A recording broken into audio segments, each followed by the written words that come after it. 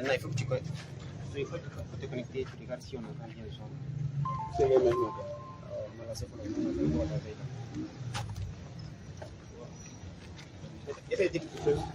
Bonjour, bonjour. Bonjour, bonjour. Bonjour, bonjour. Vous suivez? Oui. Vous suivez? C'est bon, le son est bon. Vous suivez? Le son est bon là-bas. Vous écoutez? Oui, c'est bon. Je peux commencer? Mais c'est pas je commence, hein? Ok.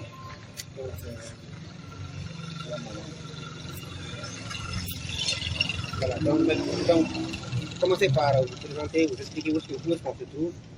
Et C'est le tribunal de la commune 4. Le tribunal de la commune 4. Le tribunal de la commune 4 de Bamako. C'est bon? C'est pas je commence, hein? C'est bon? C'est fait. Ok. C'est bon. Bonjour, je suis maître Massi Ngakele, Géorgie, avocat barreau du Cameroun. Et je suis ici pour assurer la défense des intérêts du doyen Doumbi Fokoli, Doumbia, aux côtés de mon excellent confrère, maître Ladji Traoré. Actuellement, je me trouve à la de la commune 4 de Bamako. Voyez-vous, aujourd'hui, nous sommes venus déposer une demande de... Et c'est contraire à ce qu'on a suivi dans les réseaux sociaux, ce qu'on a suivi dans divers canaux. On parlait plutôt de cybercriminalité ou autre. Non, il est plutôt poursuivi pour rester d'infraction. Bon, sans vouloir, dans ce cas, créer le dossier, parce que ce n'est pas le cas, je vais noter quand même un excellent confrère que le recel d'infraction dont on parle là, qui n'est pas constitué, puisqu'en réalité, pour qu'on parle de recel d'infraction, il aurait fallu que le doyen apporta une aide active ou passive à l'individu qui a commis l'acte qui est décrit par tous. Et voyez-vous, ce n'est pas le cas. Bon, que fait le doyen en prison? Ça, on le sait longtemps. Mais on espère que la demande va recevoir un écoute positif de la part des autorités judiciaires que nous avons saisies aujourd'hui. Parce que voyez-vous, le doyen est une personne du troisième âge qui sera bientôt octogénaire. Et en plus, il faut rappeler qu'il souffre de plusieurs pathologies chroniques, notamment l'hypertension et le diabète, avec ces complications que vous savez. Il n'est donc pas judicieux de garder un homme qui a une réputation internationale comme ce monsieur dans les cadres des géoles de prison. Il n'est pas honorable de garder un monsieur comme celui-là qui est un symbole pour les Africains. Un monsieur qui a des valeurs de paix, des valeurs d'amour et de tolérance. Je pense que pour bon temps, que ce monsieur retrouve la liberté. Il retrouve la liberté parce qu'en réalité, il s'agit ici, non pas d'une façon d'imposer au juge notre vision, mais d'un appel au sens de la mesure, au sens de la vérité. Parce que qu'est-ce que le doyen Doumbi Fokoli a comme infraction? Rien. Une réaction qu'il a faite à la suite d'une sortie du ministre du culte. Même quand on décortique de bout en bout cette sortie du doyen, il n'y a, à mon sens, aucune infraction. Donc, on se demande, est-ce que c'est un procès kafkaïen qui est actuellement ouvert contre le doyen Doumbi Fokoli? Est-ce qu'il dérange? Est-ce qu'il est un élément perturbateur aux yeux de ceux qui ont des projets bien plus particuliers, bien plus nocifs?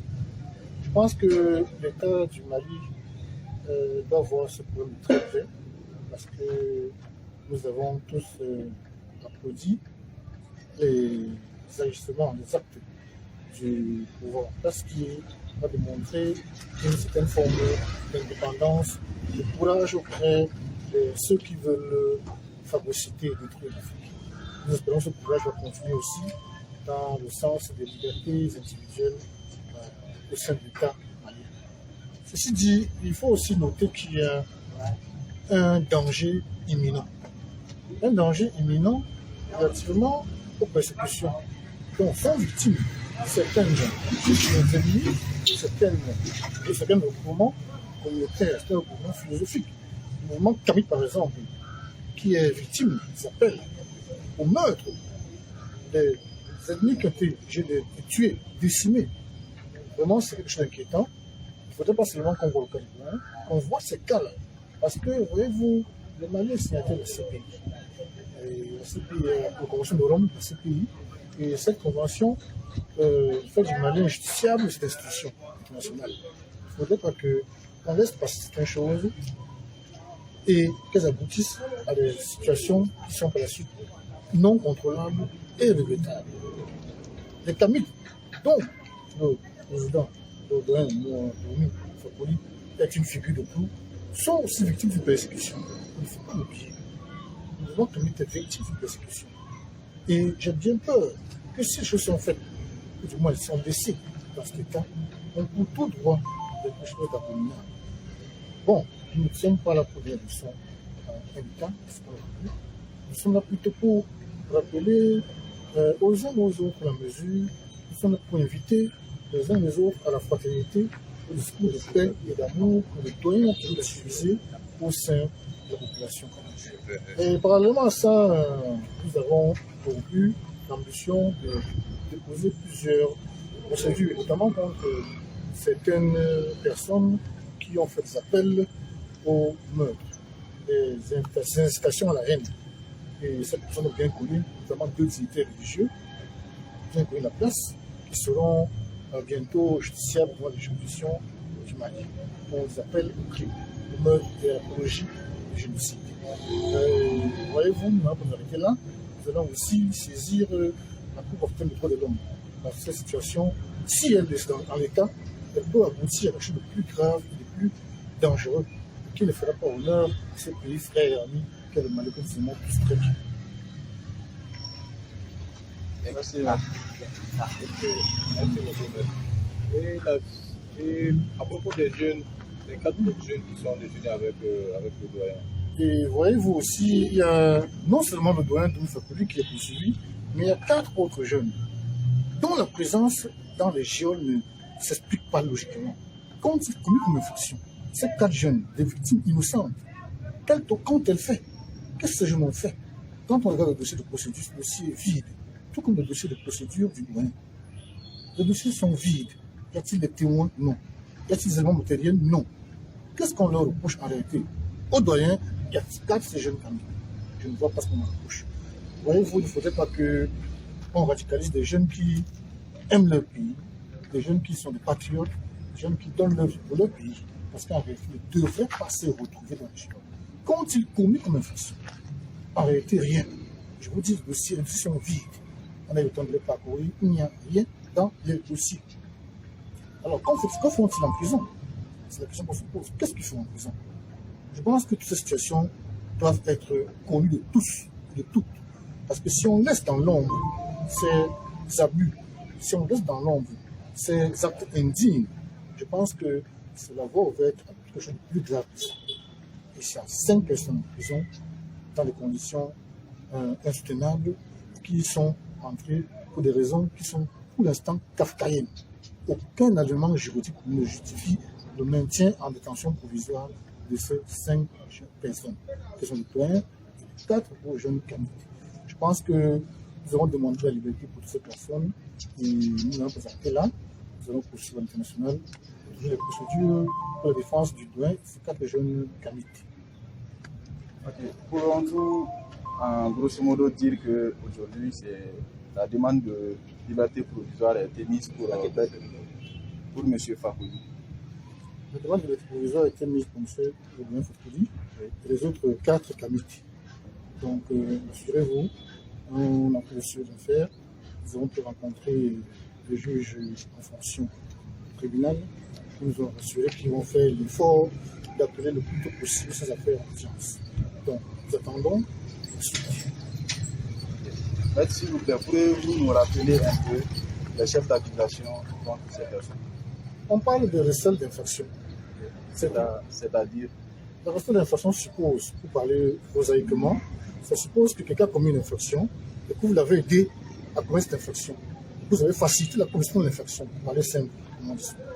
Or, quand on regarde même ce qui est reproché au doyen, on regarde l'auteur de la vidéo dont il s'agit, il n'y a aucun élément matériel qui justifie une connexion entre le doyen et les 4 autres jeunes et ce monsieur dont on parle. Aucun élément factuel. Est-ce qu'il y a même un élément intentionnel, c'est-à-dire la volonté d'aider ces gens, ce monsieur? Non. Ce monsieur est inconnu du mouvement Kamit. Et nos 5 clients, qui sont 4 jeunes et le doyen, ne connaissent pas ce monsieur, ne l'ont jamais rencontré, ne se sont jamais concertés. On ne peut donc pas dire qu'il y a le recel d'infraction, parce que le recel suppose la facilitation de l'infraction. Or, quel élément n'atteste rien? Le dossier vide, il y a eu des témoins qui ont attesté d'avoir vu nos 5 clients en train de dire ces individus, non. Bon, je pense que, comme je vous l'ai dit tout à l'heure, c'est rien. Nous allons saisir l'occasion de démontrer l'innocence de nos 5 clients à la barre aujourd'hui. Maître, pourriez-vous nous authentifier un peu? Parce qu'il y a un vocal qui circule sur les réseaux. On dirait que c'est un vocal WhatsApp. Dont dans le vocal, le doyen il est en train de parler avec lui, dire qu'il a été libéré et qu'il donne des versions, dire que le monsieur qui a commis l'acte est il cite des noms dans le vocal. Est-ce que le vocal est authentifié selon vous? Je vous dis bien, c'est ce qu'on appelle un fake news, ce qu'on appelle communément un fake news. Ce n'est pas le doyen. Et vous voyez, ce sont des gens qui ont intérêt à salir l'image du mouvement kémique par le doyen. Parce que le doyen n'a jamais tenu ses propos. Ce n'est pas lui. Et quel intérêt qu'il a tenu de ses propos? Ce n'est pas lui. Il n'a jamais tenu ses propos. Voyez-vous, c'est aussi le danger des réseaux sociaux de nos jours. Parce que les gens manipulent les réseaux sociaux dans le but de noircir ou de détruire les gens qui s'estiment dangereux pour leurs ambitions personnelles. Le doyen n'a jamais tenu ses propos. D'ailleurs, quand vous prenez la peine de suivre ce vocal, pour ceux qui ont déjà suivi le doyen, son expression, son ton, vous voyez bien qu'il y a une différence. C'est une pâle et mauvaise imitation de la voix du doyen. Merci beaucoup. Merci beaucoup. Merci pour les photos. C'est bien de préciser par rapport au... Non, c'est important. C'est très important. Parce que... Ah oui, c'est vrai, c'est vrai.